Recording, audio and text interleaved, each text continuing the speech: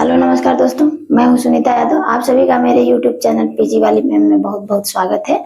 आज आप सभी को अर्थालंकार के अंतर्गत रूपक, उत्प्रेक्षा और उपमा अलंकार के बारे में पढ़ाऊंगी कि ये तीनों अलंकार की परिभाषा और उदाहरण क्या होता है। तो आइए चलिए देखते हैं कि आपका पहला है अर्थालंकार में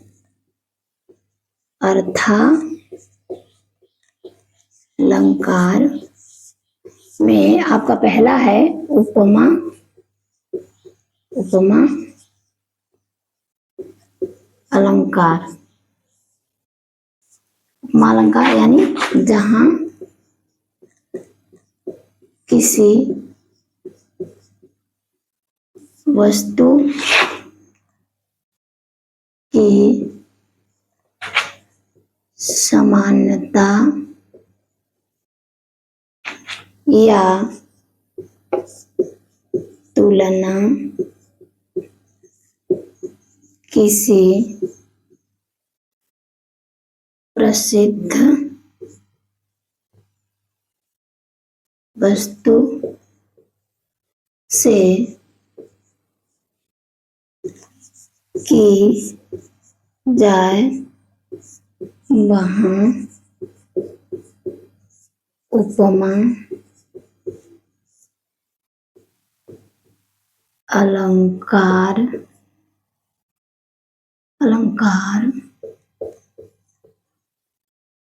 होता है। यानी जहाँ किसी वस्तु की समानता या तुलना किसी प्रसिद्ध वस्तु से की जाए वहाँ उपमा अलंकार होता है। यानी जहाँ किसी वस्तु की समानता या तुलना, किसी व्यक्ति की समानता या तुलना किसी प्रसिद्ध व्यक्ति या वस्तु से किया जाए वहां पर उत्प्रेक्षा अलंकार होता है। उदाहरण जैसे दिया है, उदाहरण जैसे हरिपद कोमल कमल से। यानी हरिपद कोमल कमल से, हरि का जो चरण है, जो पद है वो कमल के समान कोमल है, इसलिए यहाँ पे हरि का पद का तुलना कमल से किया गया है। यानी हरि का पद है, जो चरण है वो कमल के समान सुकोमल है, इसलिए यहाँ पे यह उपमा अलंकार हुआ। आगे के लिए चलिए देखते हैं रूपक अलंकार। अगला है आपका रूपक अलंकार। दूसरा है रूपक अलंकार। अगला है रूपक अलंकार, जहां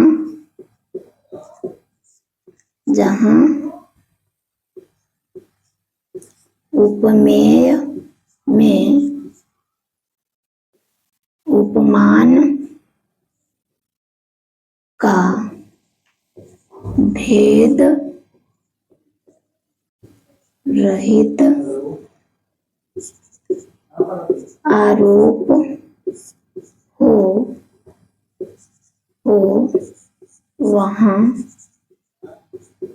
वहाँ रूपक अलंकार होता है।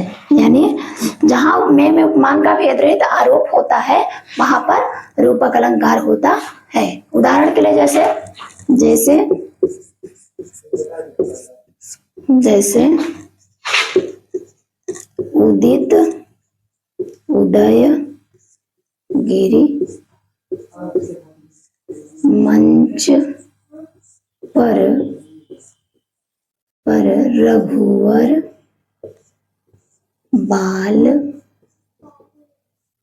बाल पतंग,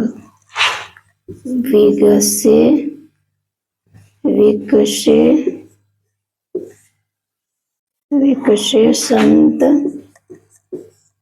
सरोज, सब,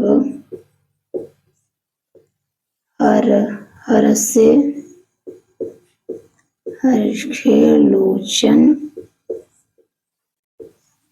लोचन,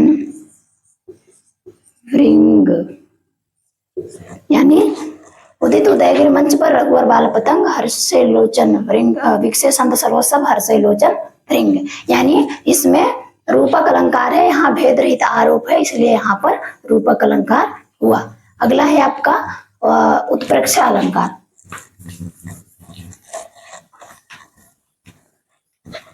अगला है आपका उत्प्रेक्षा। तीसरा है आपका उत्प्रेक्षा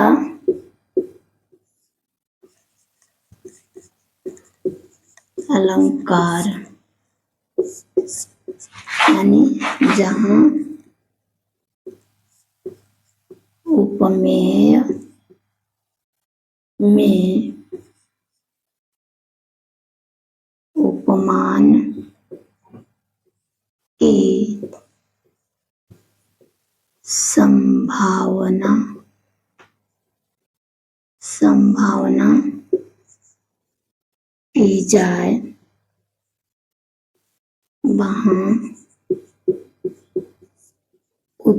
वहां उत्प्रेक्षा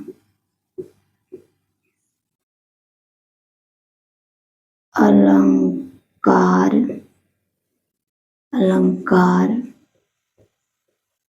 होता है।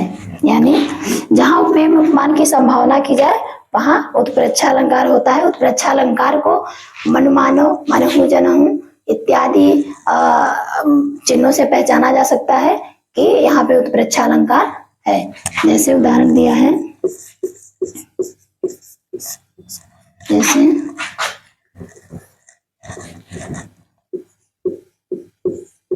सोहत ओढ़े पीत पट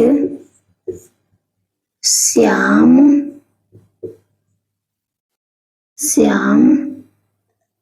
सलोने गात मनु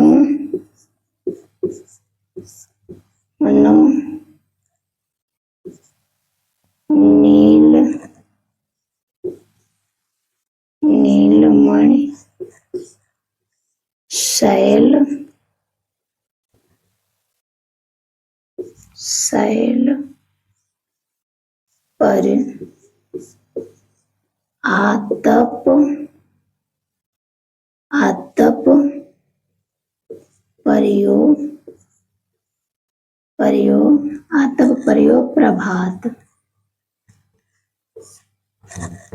यानी सोहत ओढ़े पीतपट श्याम सलोने गात मनो नीलमणि शैल पर आतप परियो प्रभात।